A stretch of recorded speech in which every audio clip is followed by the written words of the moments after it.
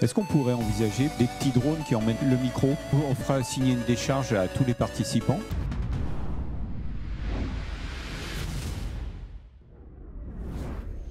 Bienvenue pour cette première grande table ronde de l'édition UAV Show 2023. Les drones au service de la protection de la population, des événements, des sites et des espaces naturels. Tout un programme. Nicolas Ebiloc, vous êtes directeur général d'Azur Drone. Christophe Lacaze, responsable technique UAS chez Scalian. Stéphane Moreau, directeur projet innovation technique chez Domo France. Audrey Pan, Product Line Manager drone chez Thales. Et tout au fond, le capitaine Benoît Isner, chef des services cartographie et surtout, en ce qui nous concerne, référent drone au SDIS 33. Dans un premier temps, je vous propose de faire un tour de table pour voir concrètement comment les drones sont utilisés aujourd'hui dans la protection de la population, des événements, des sites et des espaces naturels. Dans un deuxième temps plutôt, la table ronde, on passera en revue les blocages qui freinent le développement de ces utilisations. Et enfin, parce que nous y croyons, nous évoquerons ensemble les développements possibles à plus ou moins longue échéance. Alors, quand on parle de protection, on va commencer tout de suite avec les pompiers. Le capitaine, je ne vais pas vous appeler capitaine donc ce sera Benoît ou Benoît Isner, ça ira ? Très bien. Bon, très voilà. Bien. Nous ne sommes qu'au début et il y a encore beaucoup d'utilisations possibles, tant en milieu urbain qu'en milieu naturel. Aujourd'hui, comment les SDIS, parce que vous vous occupez pas simplement du SDIS 33, vous avez une vue d'ensemble de la région, comment les SDIS utilisent-ils les drones ? Alors effectivement, donc je suis venu avec mes collègues des autres départements aujourd'hui à l'UAV Show de l'ancienne Aquitaine, qui ont une dynamique commune. Donc on est fédéré aussi avec le groupement d'intérêt public, le JPATGRI, qui est présent en co-exposant avec nous pour lancer toute cette dynamique drone. Alors les drones dans les services de secours, ça a été développé au fur et à mesure de l'ouverture au grand public. Le drone est surtout utilisé chez nous comme un outil permettant aux commandants des opérations de secours d'avoir une vision beaucoup plus globale du sinistre. Et c'est un appui au renseignement qui est utilisé par nos différentes équipes. Donc, comme vous l'avez évoqué, c'est assez vaste dans toutes les missions de sécurité civile que l'on peut avoir, qui sont soit les incendies, les risques technologiques et naturels. Voilà, donc aujourd'hui, on est plutôt dans une utilisation du drone comme un appui au renseignement, mais bien évidemment, on suit avec attention toutes les autres utilisations du drone effecteur aussi, qui pourra être fait par la suite. Donc ça signifie que c'est un drone qui est équipé de caméras, de capteurs ? Effectivement, donc là on est surtout sur une vision tant dans le spectre visible, mais aussi le spectre thermique qui nous permet de pouvoir voir les évolutions de fronts de flammes ou, comme vous avez pu le citer l'année dernière avec les feux de forêt et les feux qui s'enterrent notamment dans le sol, de pouvoir détecter les points chauds et d'optimiser le travail de nos équipes présentes sur place. Donc là, par exemple, sur les feux de forêt de l'année dernière, c'était dans un deuxième temps, c'était plutôt une surveillance sur la longue durée ? Alors, soit dans une phase initiale lorsqu'il n'y a pas de moyens aériens habités, pour éviter la confliction entre les moyens aériens habités et les drones, mais sinon aussi dans un deuxième temps, dans une partie de surveillance, comme je vous expliquais, c'était de pouvoir voir précisément à quel endroit étaient situés les points chauds dans le traitement des lisières et éviter les reprises de feu. Donc on optimisait le travail de nos personnels au sol en leur indiquant les points les plus chauds. Donc les drones ne sont pas utilisés systématiquement sur toutes les interventions ? Alors on va les utiliser effectivement dans des opérations qui commencent à devenir significatives ou lorsque un besoin spécifique fait poindre leur utilisation. Donc, mais après sur tout type d'opération, aussi bien dans un contexte urbain que dans un contexte naturel. Vous disiez tout à l'heure que vous avez commencé à vous intéresser aux drones en même temps que les drones apparaissaient pour le grand public. Donc ce sont toujours des drones du grand public que vous utilisez, ou vous utilisez aussi des drones spécifiques ? À l'heure actuelle, la majorité de la flotte des sapeurs-pompiers en France est surtout sur du drone effectivement grand public. Après, on reste quand même à l'écoute des nouvelles technologies qui peuvent se développer et leur facilité d'utilisation aussi, parce qu'avant tout, on est des sapeurs-pompiers et accessoirement des télépilotes et des usagers du monde aérien. Donc il faut aussi qu'on arrive à trouver ce juste équilibre entre cette hyper-spécificité et notre travail de tous les jours. Alors, hyper-spécificité, Nicolas Bilecoq, vous avez développé un système qui est très spécifique et qui est vraiment adapté à une mission particulière, qui est donc la surveillance de sites industriels, de grands espaces. Oui, effectivement, on a essayé chez Azure Drone justement de traiter ce sujet-là, qui est le fait que nos clients ne sont pas des spécialistes du drone, ont des missions qui leur sont propres, et donc on leur permet d'installer sur leur site, donc la plupart du temps c'est des sites industriels ou sensibles, un système et toute une infrastructure, et qui comprend notamment un système drone et une station sol, et de pouvoir opérer ce système sans passer par une formation complète, et avec l'ensemble du soutien des équipes d'Azure Drone à distance pour opérer les systèmes. Donc ça nous permet, et ça permet à nos clients d'avoir accès à des moyens aériens pour exactement les mêmes raisons qu'évoquées là, donc avoir une vision des situations, faire de la gestion de risque, faire de la surveillance permanente, d'avoir accès à ce moyen aérien de manière permanente et avec potentiellement de très forts niveaux de récurrence. On a certains de nos clients qui utilisent le drone entre 10 et 20, jusqu'à 20 fois par jour sur le même site pour des fins de surveillance classique. Donc vraiment, c'est ce qu'on a travaillé, c'est ce qu'on travaille depuis des années chez Azure Drone et ce qu'on a déployé depuis 4 ans. Donc des services de pompiers, des services de sécurité des sites sensibles utilisent ce système très fortement automatique pour réaliser ces missions. Alors, il se présente comment ce système? Alors, on a eu l'occasion de le voir, vous l'avez exposé les années précédentes. Vous avez même fait une démonstration à Sainte-Hélène. Tout à fait, il est toujours exposé, je vous invite à venir le voir ensuite, il est exposé ici à l'UAV Show.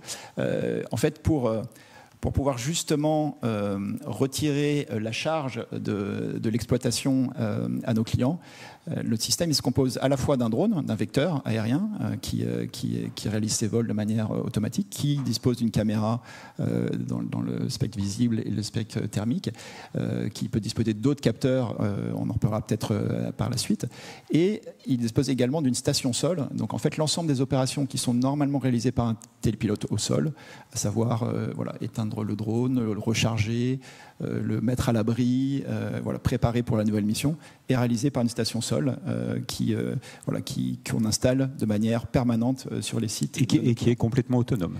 Et qui est très fortement automatique, alors autonome au sens où elle ne prend pas de décision, elle-même, comme globalement dans tout l'usage d'objets aériens, il y a toujours une personne qui décide de lancer une mission, d'envoyer une mission qui valide telle ou telle mission. Mais ce qu'on arrive à fortement automatiser, par exemple, c'est une liaison entre une détection périmétrique ou une détection périmétrique, ça veut dire donc un capteur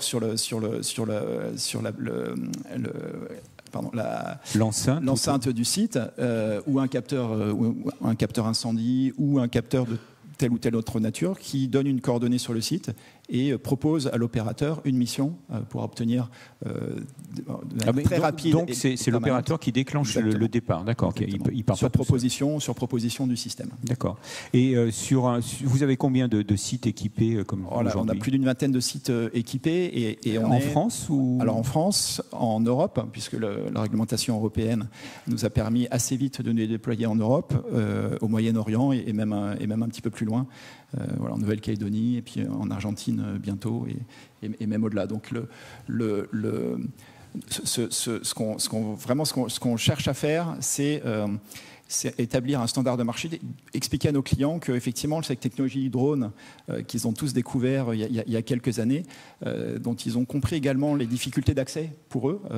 Quand on est un client industriel, on n'est pas un droniste, on n'est pas un opérateur de drone. Et ben, on leur propose justement de faciliter cet accès pour des usages multiples, principalement de la sécurité, mais également de l'inspection, la détection d'émissions de méthane, par exemple. C'est des choses qu'on fait et qu'on travaille avec nos clients.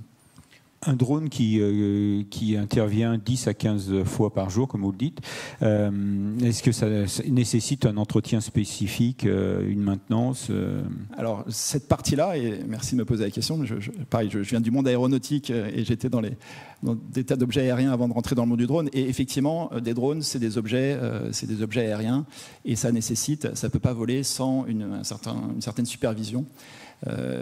Supervision qui peut être faite par le télépilote ou par des mécaniciens. Nous, on a travaillé justement à automatiser et à rendre possible le fait de laisser un objet aérien sur site sans intervention, avec un minimum d'intervention de nos clients. Donc il y a une simple inspection une fois par semaine et tout le reste du maintien en condition opérationnelle, de la maintenance, est réalisé par nos équipes à distance, principalement, avec une surveillance à distance par la télémétrie. Et puis on a également des équipes opérations qui sont capables de se déplacer, si besoin, sur nos différents sites. Donc c'est un service complet qu'on offre à nos clients, également pour qu'ils n'aient pas à subir la charge du maintien en condition opérationnelle de leurs équipements. Ok. Alors là, on va passer dans tout autre domaine, c'est celui donc de l'habitat. Oui. Stéphane Moreau, donc Domo France. Domo France, vous avez sur la région plus de 40 000 logements. Oui. 40 000 logements, donc qu'il faut entretenir. Oui, tout à fait. Et pour cela, donc, ça fait quelques années que vous avez songé au drone. Donc, vous êtes toujours en phase d'expérimentation ou c'est opérationnel? Alors, je dirais c'est opérationnel. Hein. Effectivement, comme vous l'avez dit, donc Domo France, bailleur social, 40 000 logements.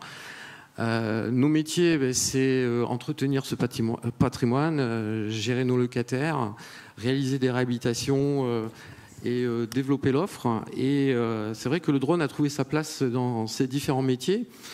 Alors l'histoire a commencé en 2019, dans le cadre du partenariat avec Bordeaux Techno West. On a eu la chance d'avoir notre petit UAV show privé sur notre site.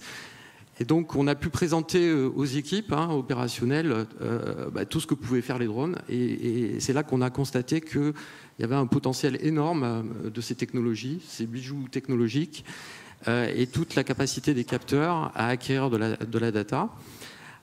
Donc je dirais cette première phase a déclenché la volonté de réaliser des tests sur notre patrimoine, différents sites, donc dans différentes configurations. Donc on a testé les drones dans le centre historique de Bordeaux, en périurbain, sur des immeubles, etc. Mais alors concrètement, vous l'utilisez pourquoi? Alors aujourd'hui, on l'utilise à la fois pour du curatif et du préventif. Du curatif, lorsqu'il y a une problématique qui se présente sur un patrimoine, le drone nous permet d'accéder justement à des zones inaccessibles et de pouvoir faire un diagnostic et de nous donner des éléments d'analyse. Alors ça peut être aussi dans le cadre de pré-expertise et de comprendre quelle est la problématique et de pouvoir y apporter des réponses. Et l'intérêt, c'est que ça ne mobilise pas des moyens importants, ça peut être très rapide.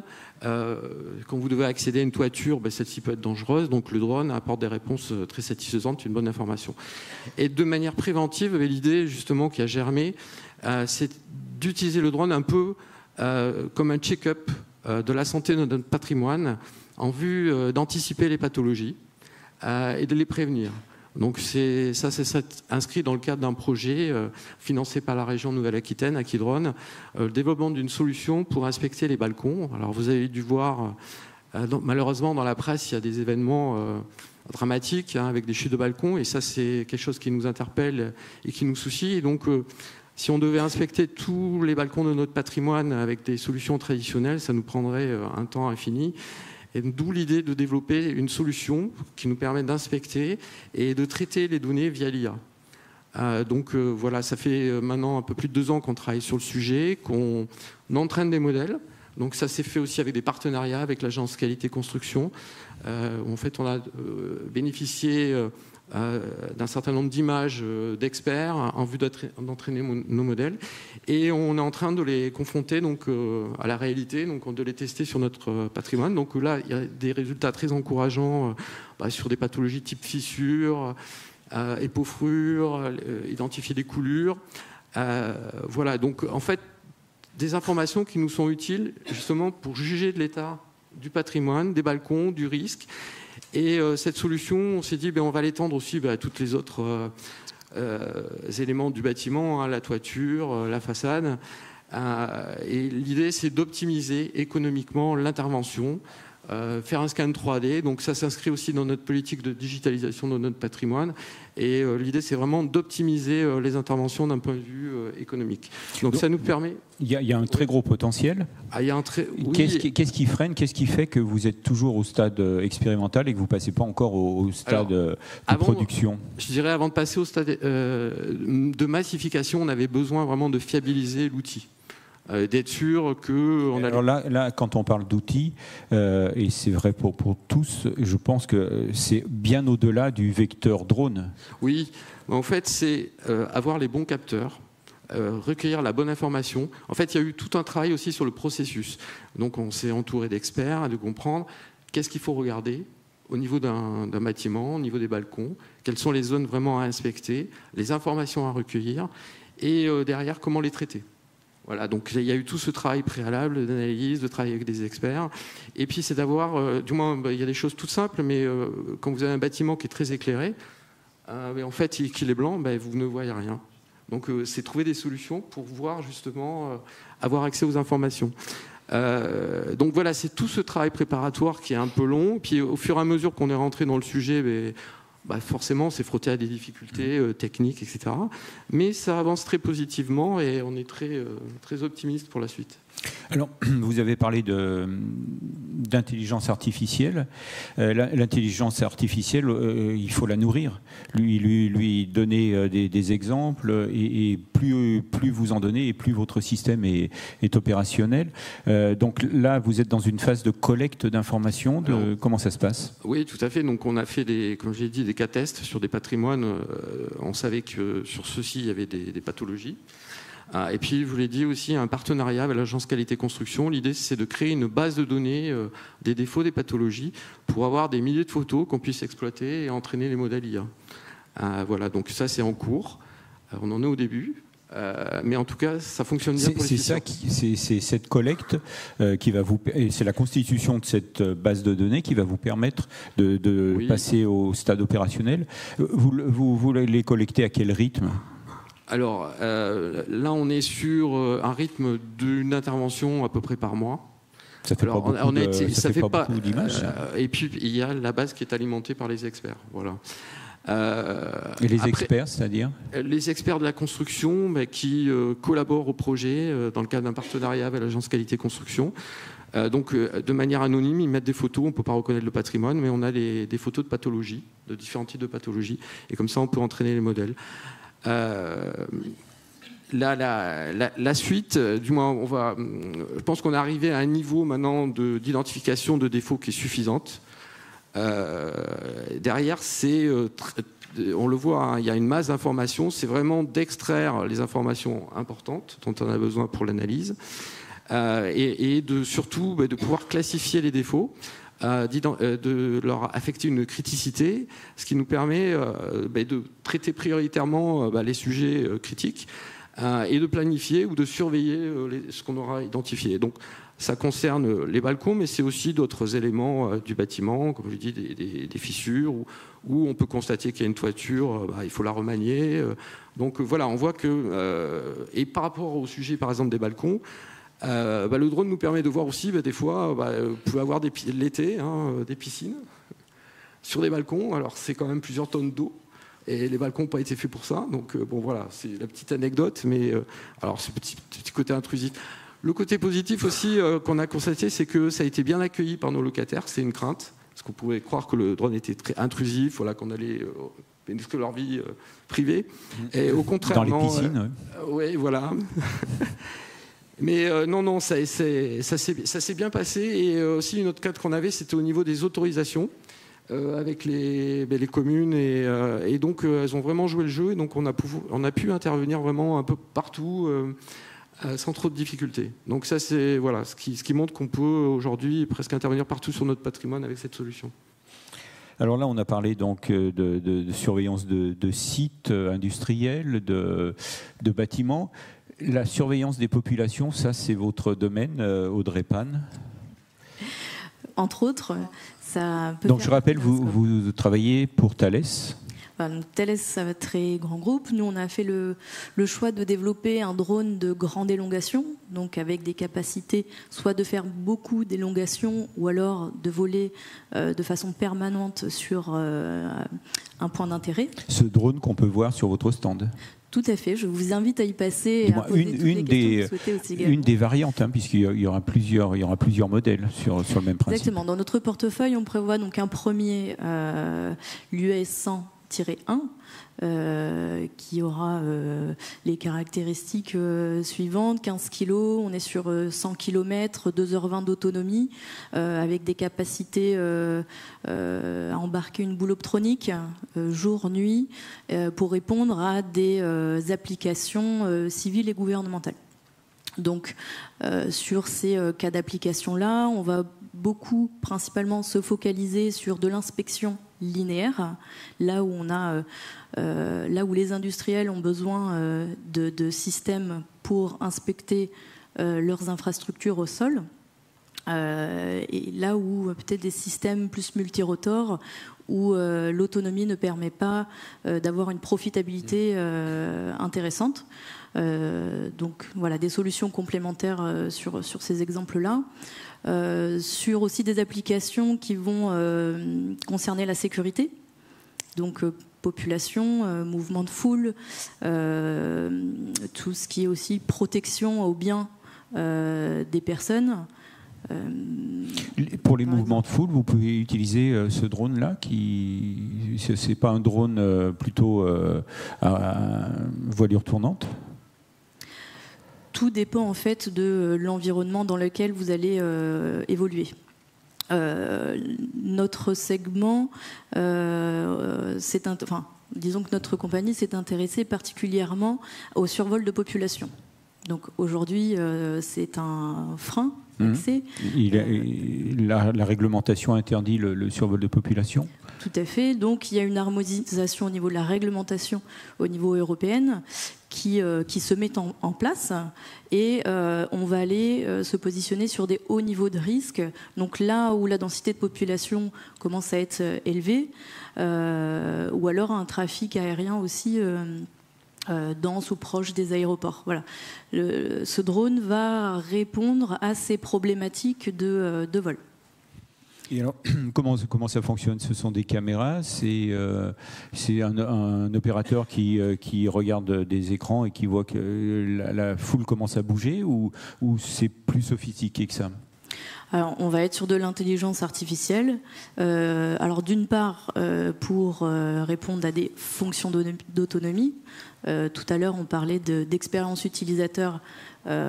C'est extrêmement important. Il faut savoir rendre accessible la technologie, pouvoir les piloter, comprendre aussi les données, et puis permettre aux agents aussi qui font l'inspection de réduire leur charge mentale. Donc, comment cela procède? C'est justement ce système d'alerte qui va prévenir sur de la détection d'objets ou de personnes, on va dire anticipées au préalable. Donc voilà, on a du machine learning, de l'IA, tous ces algorithmes de détection automatique qui vont lancer des alertes en fonction des recherches voulues. D'accord. Et alors, Christophe Lacaze, on a gardé le meilleur pour la fin, puisque vous avez un système de protection contre les drones. Ah oui, alors ça c'est un autre sujet. Mais avant ça, merci de passer en dernier comme ça, parce qu'avec notre solution EasyChain qui... nous, on est parti plutôt du postulat qu'à plusieurs... Je rappelle que vous êtes responsable technique chez Scalian. Oui. Alors Scalian, vous pouvez nous préciser, nous rappeler un peu ce que Oui, ce donc on est spécialisé dans le développement logiciel. On est à peu près 6000 personnes en France et à l'étranger. Et on fait du logiciel sur mesure pour nos clients civils et de défense, voilà, en fonction de leurs besoins. Et donc on a une entité drone qui ne fait que des drones et des solutions de drones pour répondre au même positionnement que nos clients. Voilà. Du coup, on est parti sur le postulat qu'à plusieurs, on était plus fort et que pour opérer une mission, il fallait enlever le plus d'humains possible. De toute façon, ce n'est pas la ligne éditoriale de ce qui se passe dans le monde. Enfin, les pompiers sont de moins en moins nombreux. Sur une piste, on est de moins en moins nombreux. Donc la RH, elle diminue. Donc c'est pas pour ajouter en plus des pilotes. Donc du coup, on multiplie les machines les plus simples possibles, les plus légères possibles, pour qu'elles représentent le moins de danger possible et le moins de doute aux humains qui restent dessous possible. Et du coup, ils opèrent une mission en 100% automatique, même autonome, parce qu'on leur donne une aire de jeu, une aire de travail, et ils s'auto-débrouillent. Donc on ne leur donne jamais le chemin à suivre, on ne leur donne jamais autre chose qu'une aire d'opération avec une action à faire. Voilà, et une mission. Oui. Alors ces missions, c'est quoi en priorité? Alors en priorité, c'est la cartographie à des fins militaires et civiles. Pour le civil, l'agriculture, on fait des cartographies très très larges. Petit exemple pour l'agriculture, donc avec des drones très très modestes qui font à peu près 4 kg, mais qui sont équipés d'imageurs de haute qualité. On couvre 430 hectares en moins de 4 heures avec un seul opérateur. Donc ça, pour faire de la grille ou faire du search and rescue, il n'y a pas une semaine où on entend parler d'une personne qui a disparu. Au lieu de faire des battues avec des centaines de personnes qui peuvent avoir des doutes, les machines, elles volent, elles ont une meilleure vision des choses, avec des capteurs infrarouges, thermiques. Vous avez déjà proposé cette solution? Plusieurs fois. Et donc apparemment sans succès. On l'opère plutôt pour l'agriculture, ça ouais. C'est un fait. Le reste, je pense que c'est une question de moyens financiers. Ouais. Mais les solutions, elles existent. Voilà, il n'y a pas de problème technique. C'est faisable. Après, on fait du sur-mesure. On essaie de réemployer toutes les briques qu'on a développées. Du coup, ça coûte quand même de moins en moins cher. Il n'empêche que le ticket d'entrée, c'est pas un drone, c'est pas un système du commerce, si vous voyez ce que je veux dire. À la Fnac, c'est pas tout à fait le même tarif que chez nous, mais en même temps, c'est pas les mêmes services qu'on rend. Ouais. C'est ce système-là que vous allez mettre en action jeudi. Oui. C'est ça, jeudi, lors des démonstrations, de la journée des démonstrations en vol. On aura donc 6 démos, dont celle-ci alors. Voilà, avec notre partenaire DroneVolt Expert. On a intégré notre solution logicielle EasyChain sur leur machine. D'accord, c'est pas nos machines. C'est eux qui vont opérer, donc avec le strict minimum de pilotes. On est en France, il y aura des pilotes, mais ailleurs, une CITEC suffit. C'est-à-dire, vous avez une tablette et vous avez défini la mission. Notre solution permet aussi de simuler la mission et de l'opérer. C'est le même système. Du coup, quand vous arrivez sur le terrain, vous savez exactement ce qui va se passer. Et vous savez exactement le temps que ça va prendre et le nombre d'opérations de refueling que vous allez devoir faire, soit en rechargeant des batteries, soit en rechargeant du consommable. Si vous larguez des sondes, si vous larguez des choses pour l'agriculture, il faut refueler. Donc ça fait des rotations automatiques et l'humain devient l'esclave de la machine. Tant qu'on n'a pas des pods de rechargement automatique, ça c'est l'avenir. Voilà, on se posera demain sur des pods automatiques qui referont le refueling et en matière et en énergie. C'est une évidence. Tout ça en étant derrière un écran à l'autre bout de la Terre. Donc il n'y a pas nécessité, à part réglementaire, à avoir des humains au sol sur la bulle d'active. Pour l'instant, vous en êtes au stade opérationnel, du moins expérimental, ou vous êtes déjà passé au stade opérationnel? Alors on n'a pas vraiment vendu le système à part à Total pour des opérations au quotidien. On les déploie au quotidien sur forme expérimentale. Hier, on était encore sur une expé ONF, donc sur des des larges Donc là, vous étendues. êtes dans une phase où vous tentez de convaincre un maximum d'utilisateurs potentiels. Voilà, on montre que c'est safe, hein, qu'il n'y a pas besoin d'avoir des notions particulières, si ce n'est préparer et conduire des missions, encore une fois, derrière une tablette, un ordinateur, jamais aux commandes d'une machine. Et donc plus on prouvera que c'est safe, plus on prouvera que l'humain n'est pas indispensable, si ce n'est pour refueler. Là, voilà, le vrai frein aujourd'hui il est là, parce que même ça, en automatique, c'est extrêmement cher. Et donc le ROI n'est pas là en fait, pour l'instant, tant qu'on n'a pas des pods comme nous, les stations-service, vous voyez.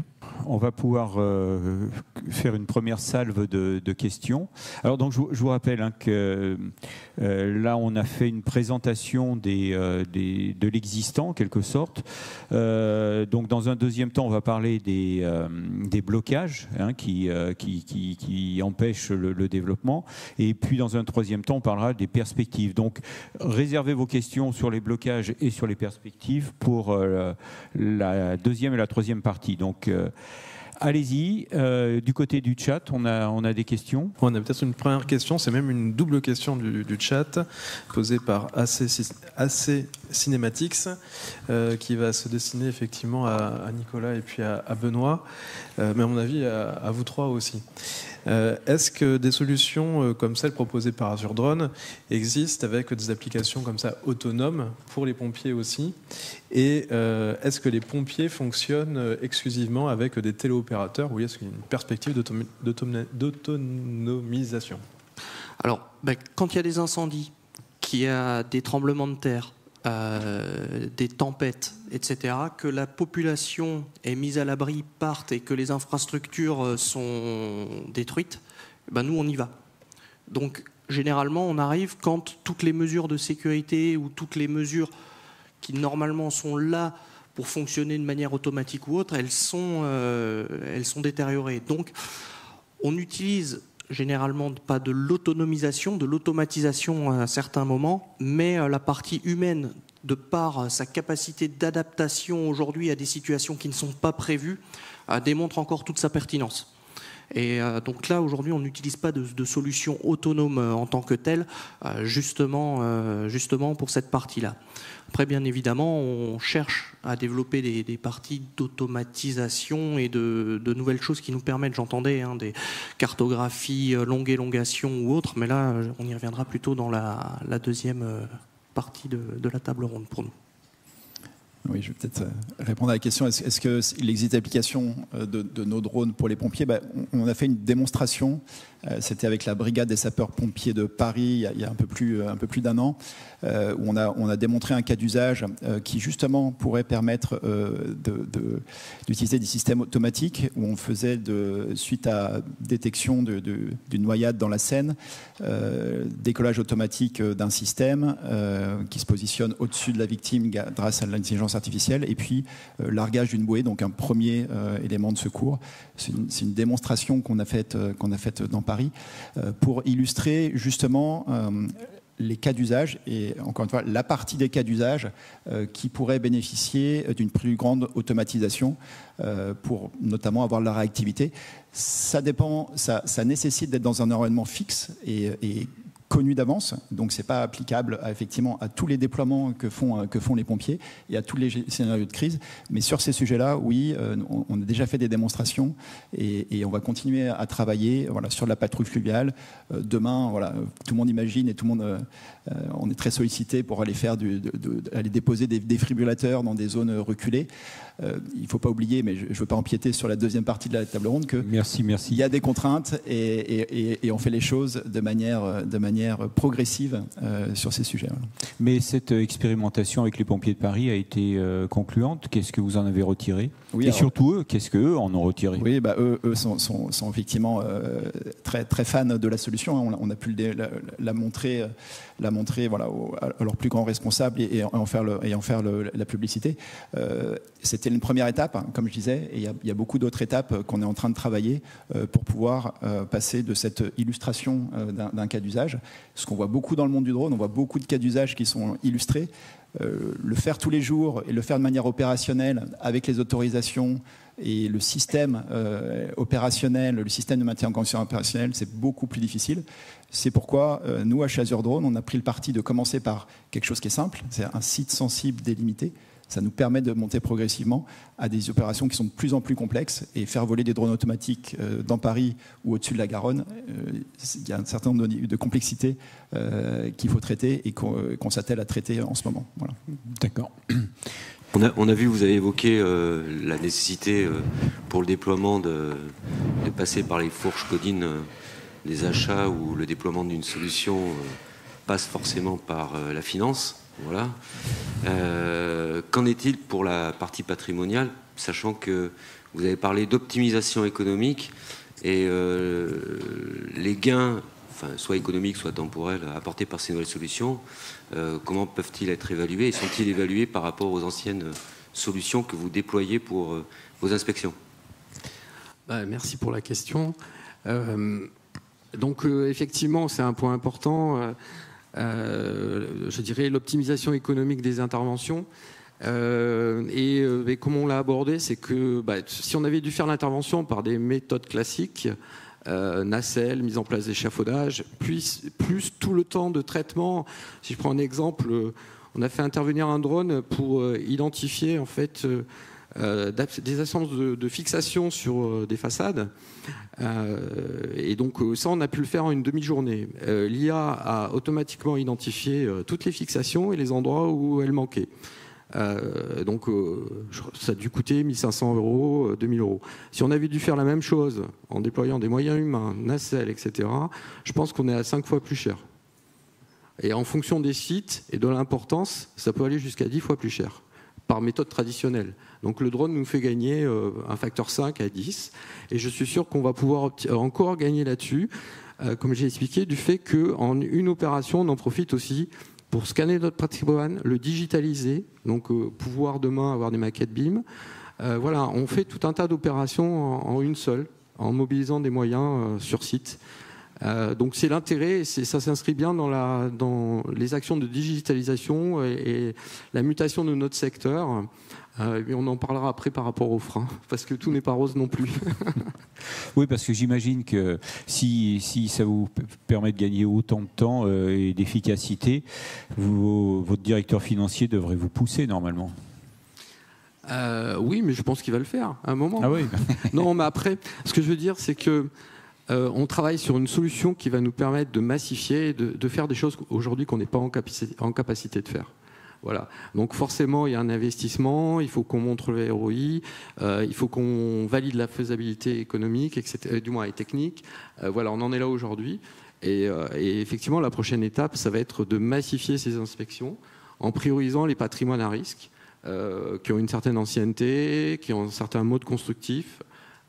Voilà, donc on va le déployer progressivement. Alors on a déjà empiété sur la deuxième partie. Avez-vous des questions avant qu'on enchaîne? Bonjour, Jean-Yves Dussault de la société Linred, qui est fabricant de détecteurs infrarouges. Vous avez un point commun dans la table ronde sur cette première partie. Vous avez tous évoqué à un moment donné soit une voie nuit, soit thermique, soit infrarouge. Je serais intéressé, soit maintenant, soit dans la deuxième partie de la table ronde, de savoir ce que vous mettez derrière en termes de besoins bande spectrale. L'infrarouge, on peut parler du proche infrarouge, du shortwave, midwave, longwave, very long wave.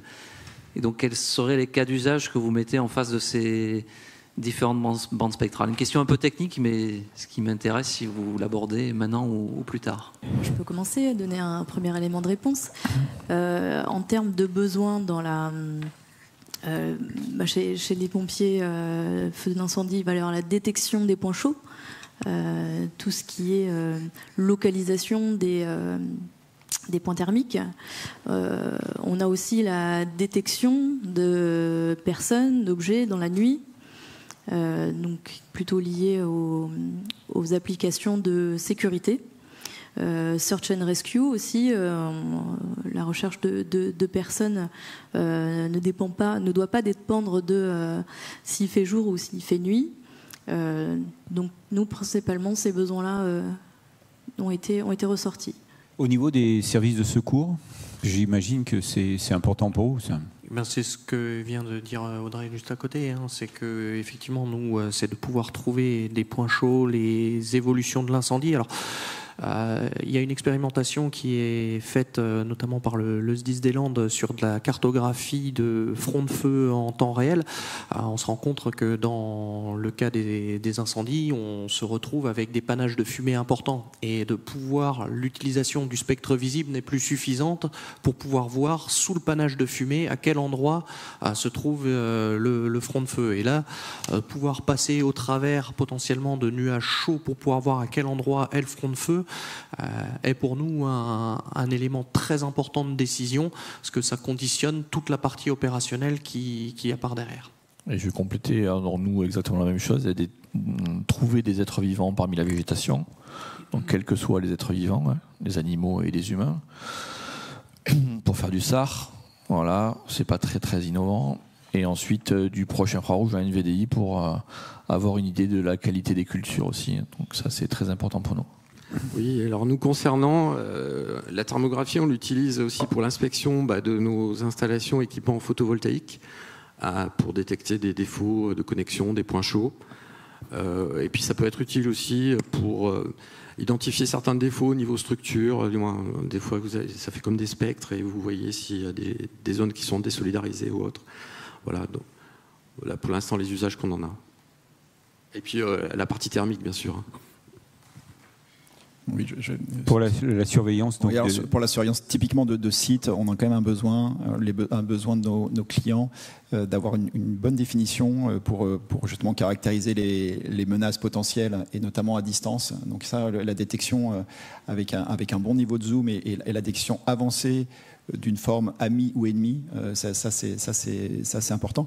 Mais je vais peut-être élargir plus largement la question. Le point, c'est que aujourd'hui, on a besoin, en fait, le besoin exprimé par nos clients, on le voit ici, ils vont être vastes, ils ne vont faire que grandir. Donc on a besoin, je pense nous tous dronistes, d'avoir des charges utiles françaises de haute qualité. Et donc je pense que ce dialogue-là, il faut qu'on l'ait, et parce que c'est important. On voit bien que imaginez des capteurs qui vont sur des drones, tout le monde va le faire. Plus l'accès aux drones est facilité, plus on va avoir besoin de capteurs de haute qualité et français. Une petite question intéressante, on a beaucoup parlé de drones outdoor, sur l'indoor, et ça s'adresse notamment cette question aux pompiers. Comment est-ce qu'on travaille avec les drones suite au tremblement de terre, par exemple pour l'inspection de galeries, de choses comme ça? Alors, il y a autant d'utilisation de drones par les pompiers qu'il y a aussi de services départementaux en France. Donc chacun les utilise par rapport aussi à ses besoins propres.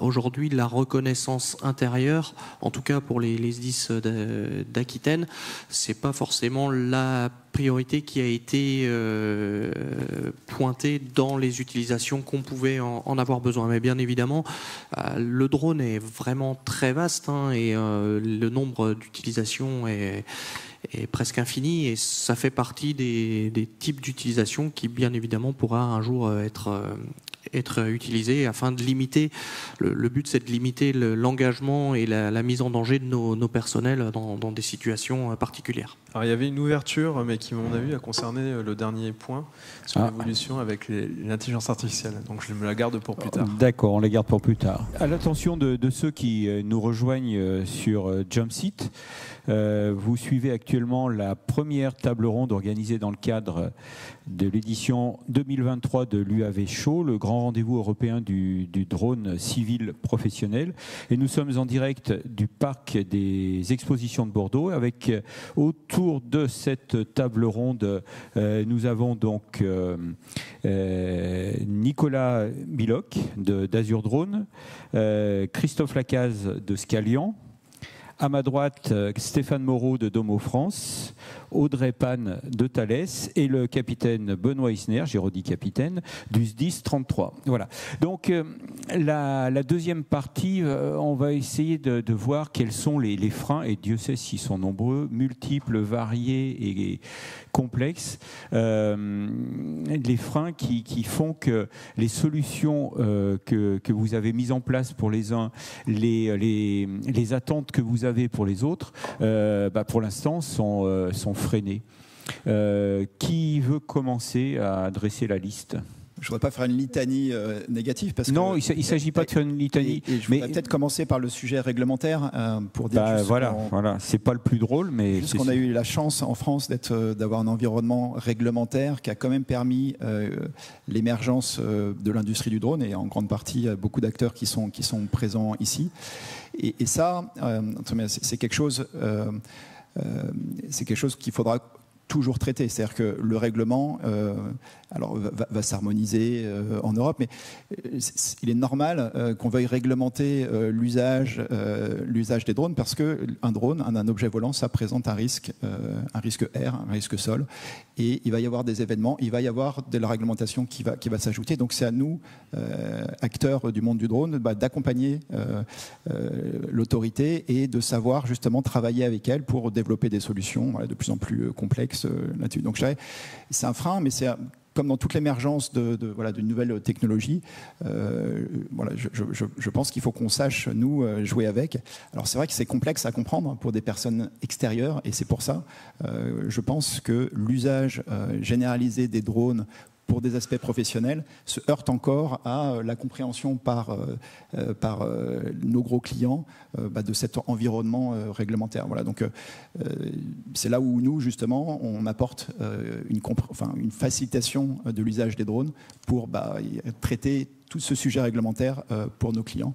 Donc on fait de ce frein ou de cette difficulté une opportunité de développement pour nous.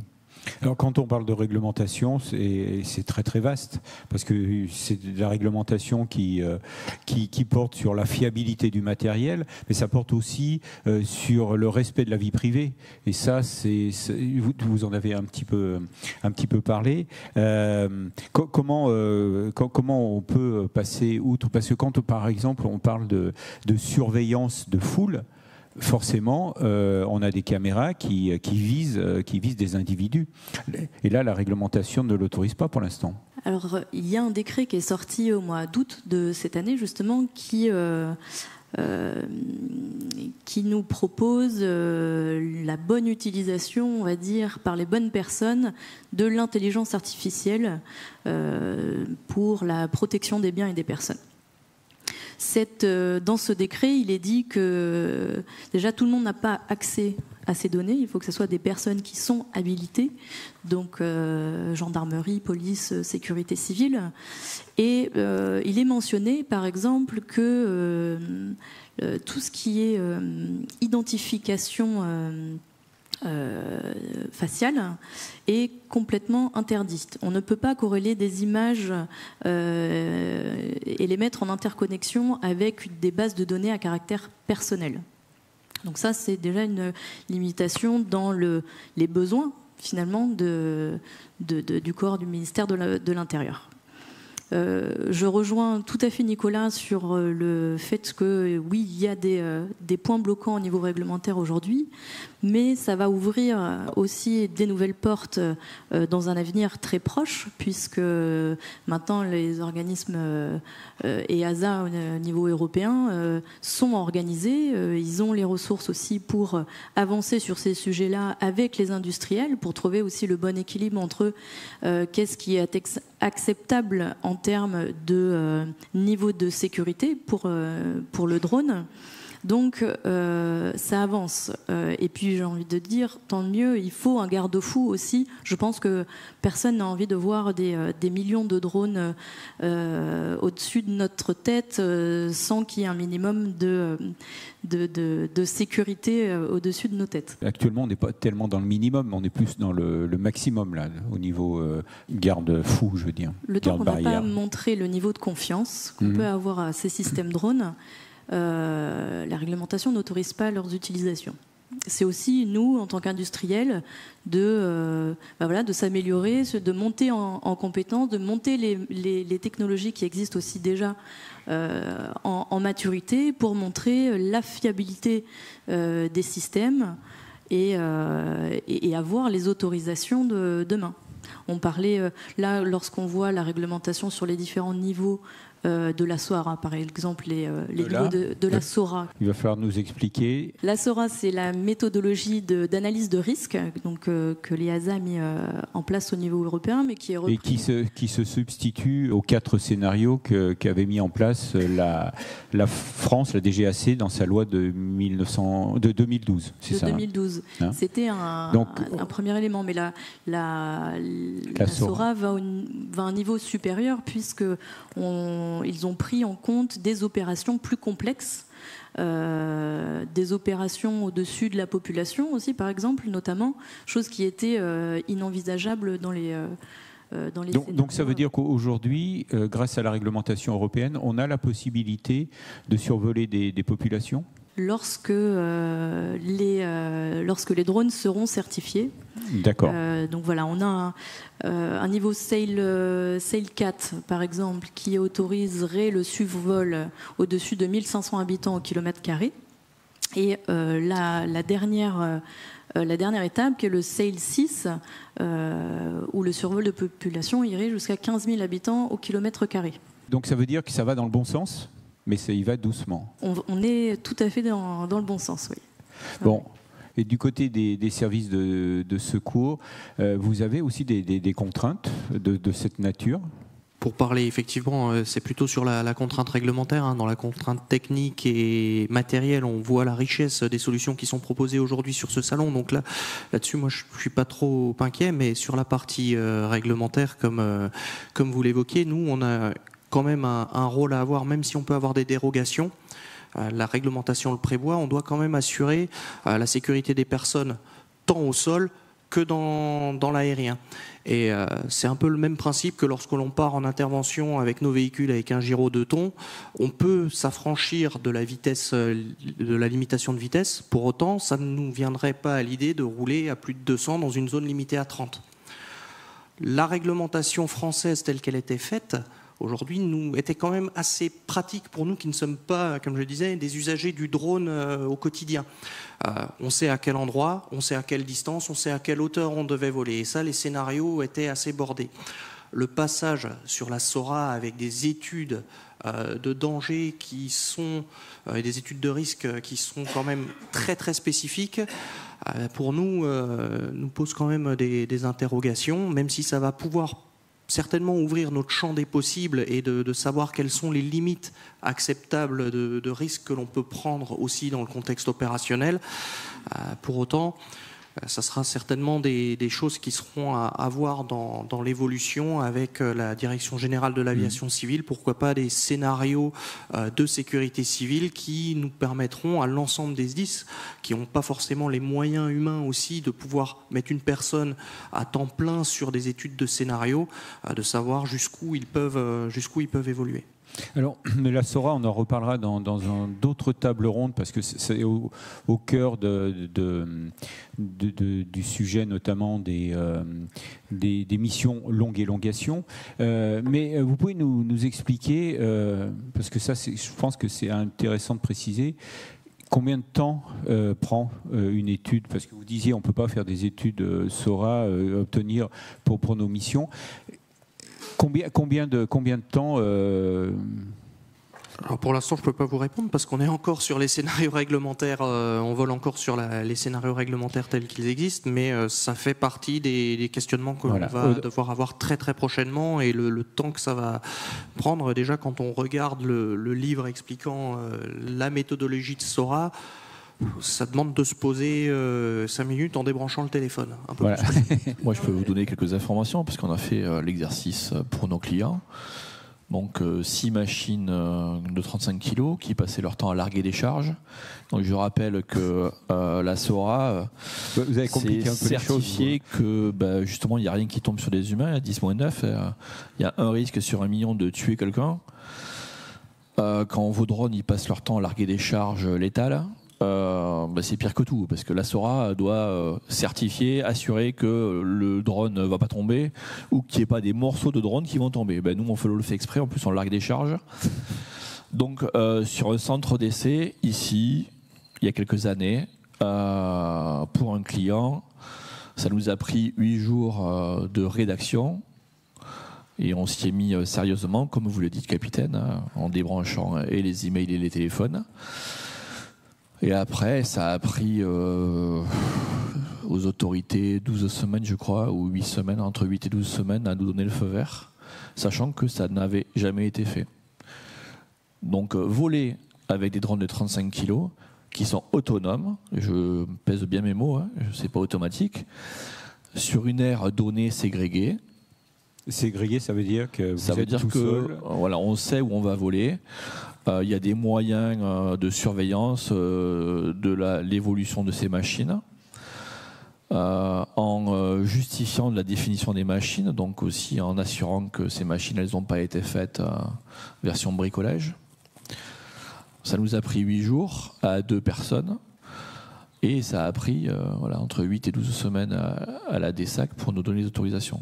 Sachant encore une fois que c'était une première. Visiblement, personne n'avait fait ça avant cette expérimentation, au moins ici au CMA de l'époque. Audrey, vous vouliez préciser? Il faut juste savoir l'appréhender aussi, cette nouvelle réglementation. C'est nouveau. C'est vrai qu'aujourd'hui,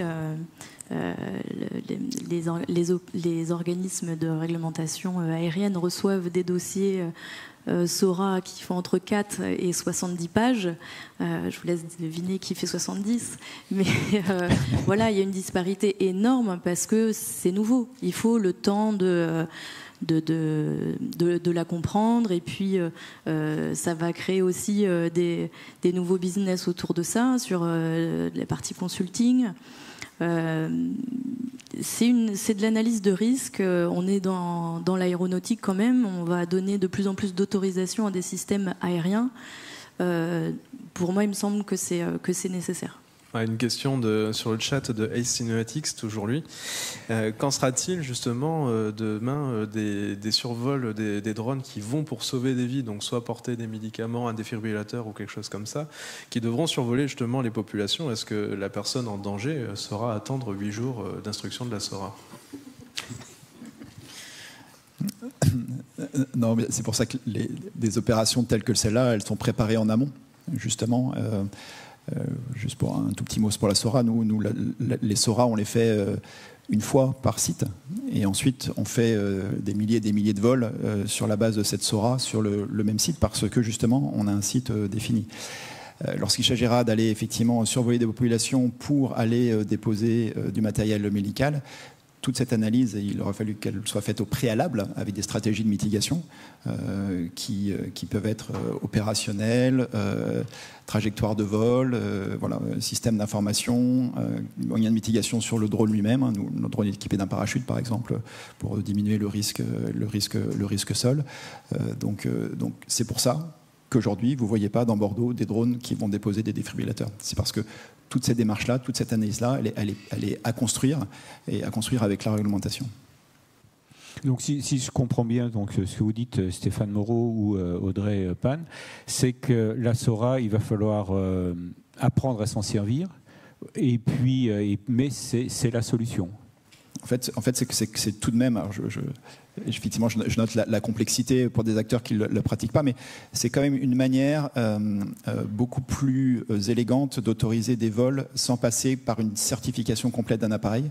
Si on avait dû certifier tous les appareils qui volaient, on aurait très très peu de ces appareils et à des coûts énormes. Donc il faut bien trouver un équilibre entre un vrai risque aérien ou un risque sol, et puis la naissance et l'émergence d'industries et de services. Je trouve que c'est plutôt un bon équilibre, même si effectivement c'est une grosse contrainte. La perte des scénarios standards français est une grosse contrainte sur les opérations.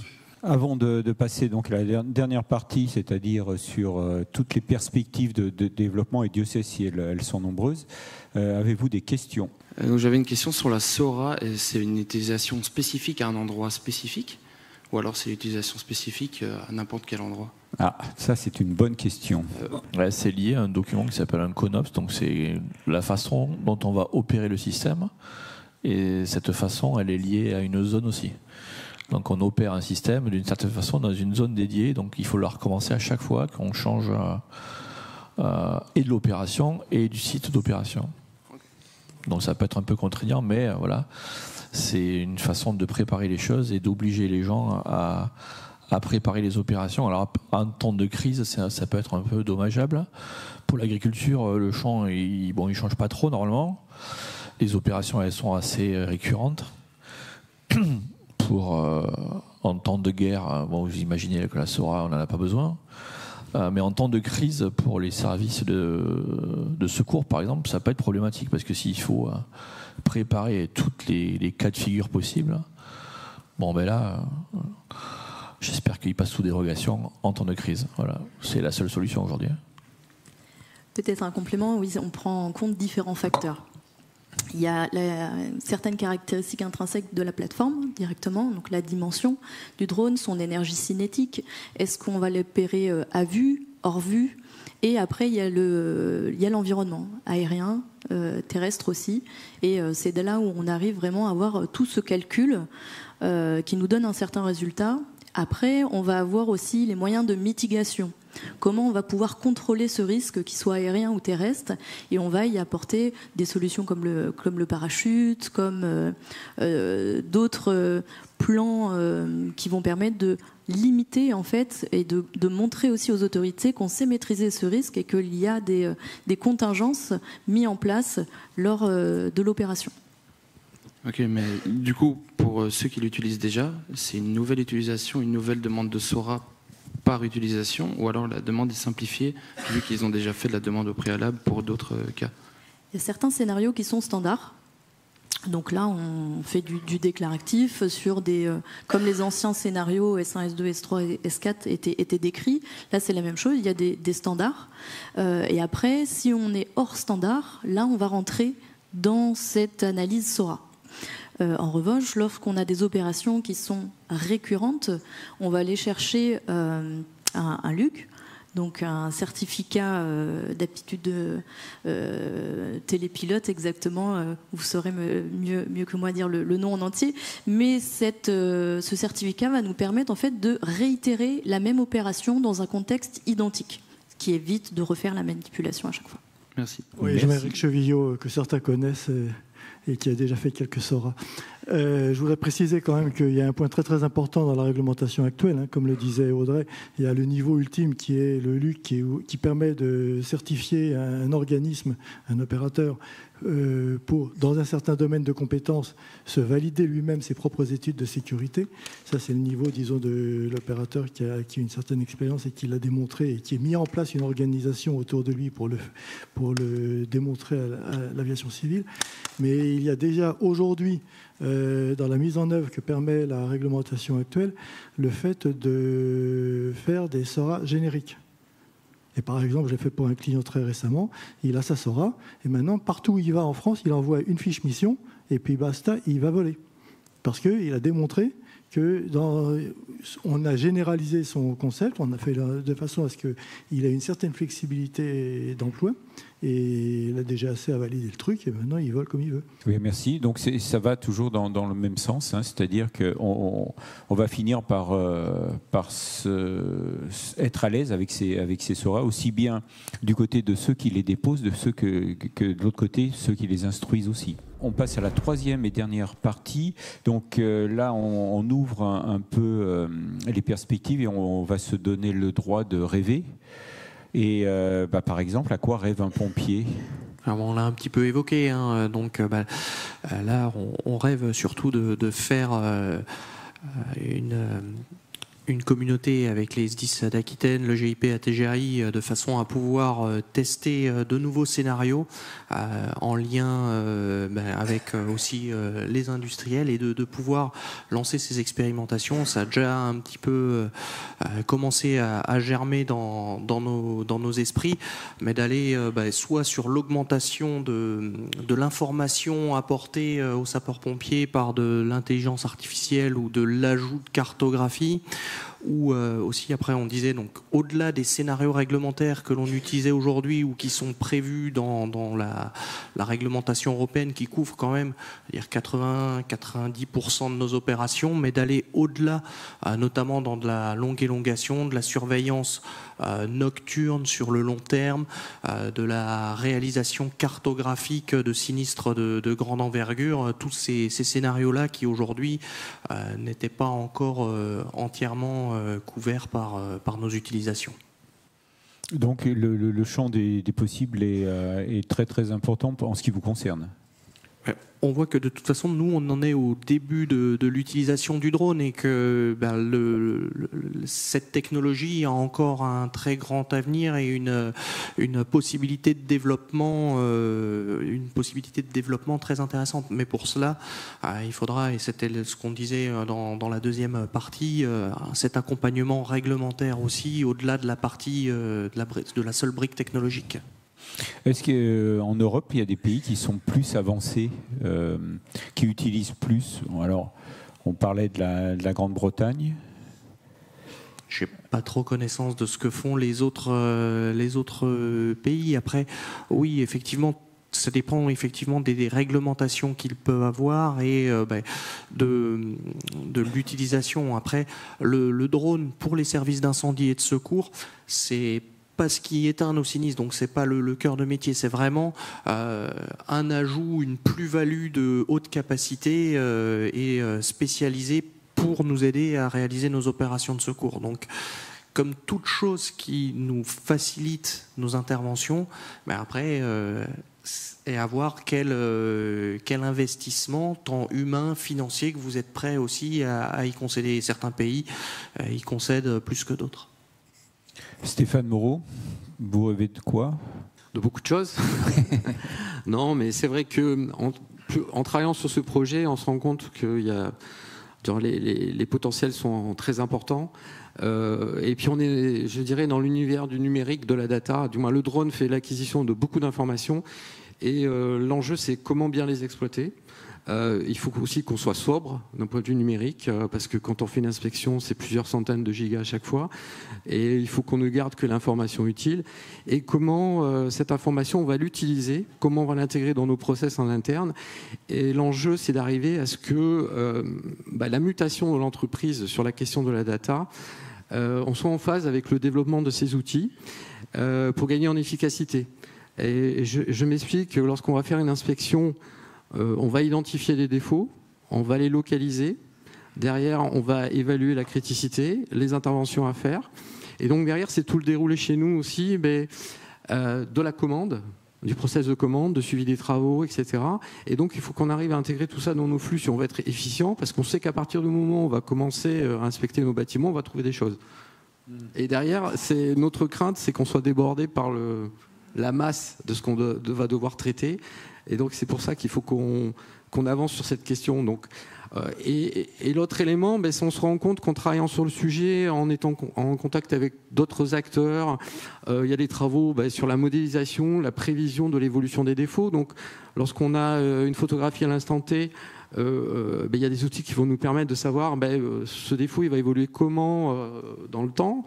Il y a des méthodes complémentaires, donc on voit, ça ouvre un champ important. Et ce que je dirais, c'est que maintenant le drone a pris une place dans notre activité très importante, et je pense qu'on ne pourra pas faire machine arrière aujourd'hui. Nicolas, vous, pour l'instant, vous êtes concentré sur la surveillance de sites industriels. Est-ce qu'on peut envisager d'autres applications? Alors, vous nous avez parlé évidemment des pompiers de Paris. C'en est une? Oui, on est 65 personnes à arriver ici à Mérignac chez Azure Drone, avec tous nos partenaires et puis tous nos clients et sur toutes les applications potentielles. Nous, ce qui nous fait, ce qui nous motive vraiment, c'est de donner accès au plus grand nombre à ce moyen aérien. Il y a deux sujets qui nous motivent particulièrement. C'est effectivement le secours aux personnes, qui en vision, effectivement, on aimerait vraiment jouer un rôle là-dessus. Il y a un deuxième, ce qui est la protection de l'environnement. On a un très beau projet avec l'Union européenne actuellement pour aller mesurer de manière récurrente l'émission de méthane liée à la fonte du permafrost dans des zones très reculées. C'est typiquement contribuer, mettre notre part avec notre outil drone, contribuer effectivement justement à ces deux missions qui sont la sauvegarde des personnes et de l'environnement. C'est partie des missions importantes et qui nous motivent tous les jours. Cet été, sur les côtes aquitaines, il y avait d'énormes problèmes de surveillance des plages, à la fois parce que le risque était important avec les baïnes, mais également parce qu'il manquait de personnel. Est-ce qu'on pourrait envisager votre solution adaptée à la surveillance avec des drones qui font des allers-retours Bien entendu, pour les phases amont de recherche, voire de fournir un premier moyen de secours avec l'objet de largage de bruit, c'est un petit peu tout cette roadmap qu'on a commencé à bâtir avec les pompiers à Paris, mais qu'on souhaiterait bâtir avec l'ensemble des forces de sécurité civile en France et au-delà. C'est typiquement un objet. Voilà. Je pense qu'on peut se retrouver dans quelques UAV shows. Il y aura forcément des drones qui feront la surveillance, notamment lié au risque lié aux baïnes et aux noyades ici sur la côte. C'est une espèce d'évidence. Il faut que les choses se mettent bien en place entre la capacité réglementaire, on parle de survol de personnes, entre un point de départ et puis l'océan, il y a une plage et donc il y a des personnes, donc il faut bien mesurer tout cela. Il y a également des protocoles opérationnels à mettre en œuvre. Une plage, c'est une zone ouverte, il y a des hélicos, il y a des parapentes, il y a des kites. Voilà, ce que je veux dire, c'est que le drone comme objet technologique est une partie d'une réponse complète, et c'est bien la réponse complète qu'il faut bâtir avec tous les acteurs. Est-ce que les Jeux Olympiques de Paris peuvent être un accélérateur pour les drones, ou auraient dû l'être? C'est plutôt aurait dû l'être. Oui. Je me suis repris. Oui. Non, mais oui, donc, je pense que les drones seront utilisés par les forces, les forces de police. Disons qu'il n'y a pas une démarche suffisamment anticipée de la mise en œuvre de systèmes innovants, drones, que ce soit. Il y a un petit. Donc ça veut dire que c'est une occasion ratée. Probablement sur ce point-là, oui. Probablement sur ce point-là, pour être très clair, nous on avait fait un certain nombre de. On a beaucoup discuté avec l'organisation des JO et voilà pour tout un tas de raisons. Alors on a toujours un espoir qu'ils se réveillent quelques mois avant et qu'on nous appelle, donc on est prêt. L'actualité pourrait peut-être les faire se réveiller, c'est sûr. Christophe, vous avez travaillé sur les Jeux Olympiques. Alors je vais répondre à votre première question de la séance. On y va progressivement. Mais vous allez voir, vous n'allez pas être déçus. À travers une société qui appartient au groupe Scalion qui s'appelle Novean, on a fait l'étude sécuritaire des JO. Donc je ne suis pas habilité pour vous donner le résultat. Une chose est sûre, c'est il va quand même nous en parler un petit peu. Une chose est sûre, c'est que je rejoins mon collègue de gauche. C'est déjà trop tard, parce que même s'il y a des solutions, il faut les industrialiser, et là, ça ne s'invente pas, quoi. C'est pas parce qu'on a une maquette ou un démonstrateur qu'on a une solution industrielle qui répond à tous les cas d'usage et les conditions environnementales d'opération, et réglementaires, je ne vous en parle même pas. Donc c'est une occasion manquée, c'est sûr. Nous, on avait développé un système tout automatique qui écoute l'environnement et qui neutralise un intrus automatiquement sans aucune intervention. Vous avez une clé logicielle, vous êtes semi-automatique, et ça rejoint un peu les discussions précédentes. Si vous êtes en semi-automatique, il y a un humain derrière qui autorise le décollage et le tir, c'est-à-dire la neutralisation du drone dans un filet. Sinon, il faut être tout seul. Le système, il écoute, il est à poste. Et si jamais il détecte un intrus, il vient le neutraliser en automatique, sans rien attendre d'un humain. Donc aujourd'hui, sous forme de prototype, c'est disponible, ça fonctionne. Vous avez démontré l'efficacité. On a démontré l'efficacité à l'AID et la DGA. Et alors, ça bloque à quel niveau? Je ne peux pas vous dire. Non. Je peux pas. C'est secret ou vous n'avez pas? Non, j'ai franchement pas à identifier. J'ai franchement pas la réponse. Aujourd'hui, il y a des solutions. Oui, on n'a même pas parlé d'argent. Oui. On n'a même pas parlé d'argent. Voilà. Donc aujourd'hui, il y a des solutions. Faut s'adresser aux gens qui décident et qui peuvent produire des solutions. Aujourd'hui, j'ai pas de nouvelles. Il n'empêche que, vous voyez, sans parler de menaces très dangereuses, encore avant-hier ou hier, il y a un drone qui est venu voler des images de la Coupe du Monde. Non, rien que ça. Imaginez l'argent qu'ont mis les chaînes de télé pour retransmettre les matchs. Bon, ben, avec Mavic, vous voyez, à 1 000 €, toujours acheter la Fnac, vous voyez. Vous mettez un live sur Facebook, vous n'êtes pas là, mais comme nous, hein, on a une latence de 3 secondes. Bon, je pense que les 3 secondes du match, ça ne va pas vous perturber trop. Il n'empêche que vous êtes en train de voler les infos de TDF ou autres chaînes de télé. Bon, ça, c'est pas normal, vous voyez. Pourtant, c'est pas une menace, hein, d'accord. On peut pas dire que ce soit une menace terroriste. C'est du vol. Voilà, mais neutraliser un drone qui n'a rien à y faire. Aujourd'hui, c'est à la portée d'un industriel qui industrialiserait la solution, pour lequel il lui faut du temps et de l'argent. Ouais. Je conclue toujours sur la même chose. Audrey, chez Thales, j'imagine, c'est pas j'imagine, j'ai vu fonctionner des systèmes de reconnaissance qui sont assez impressionnants. On ne pourra pas les utiliser pour les Jeux Olympiques ? Il y a des solutions qui seront utilisées pour le drone, bon, mais c'est trop tôt. Que ce soit sur, donc des solutions fixes au sol. Il y aura certaines solutions et du coup le drone c'est pas grave sur les JO 2024. Il y a tellement d'autres sujets qui sont récurrents en France qu'on n'a pas eu le temps d'aborder. Il y a les frontières, il y a les côtes. En France, il y a quelques manifestations. De façon régulière, qui reviennent régulièrement. Pas que tous les 4 ans, oui, c'est vrai. Voilà. Donc il y a énormément d'autres sujets, sécurité, surveillance aussi à traiter. Donc on a raté une occasion. Et la prochaine, ce sera quoi alors ? Pareil, je pense qu'il ne faut pas se focaliser là-dessus et sur les JO parce qu'il y a beaucoup d'autres occasions. Peut-être se rappeler quand même que la France sera quand même, fera voler un VTOL. Voilà, au moins ça c'est quelque chose sur lequel on un VTOL travaille. Allemand, ouais. Exactement, mais ouais. À Paris pour les JO, donc ça c'est déjà bien. Non, mais pour l'instant, on espère. Hein. On espère, voilà. On espère. Hein. On sera tous fiers. Les paris sont ouverts. Mais voilà, il y a beaucoup d'autres événements, beaucoup d'autres sujets sur lesquels on voit, et ça à travers votre question, c'est un petit peu la vitesse de pénétration de nos technologies, nos services. On voit que peut-être par rapport à un espéré qui était un emballement entre guillemets, une généralisation de ces moyens, on voit qu'on est sur quelque chose qui est beaucoup plus réaliste et beaucoup plus progressif.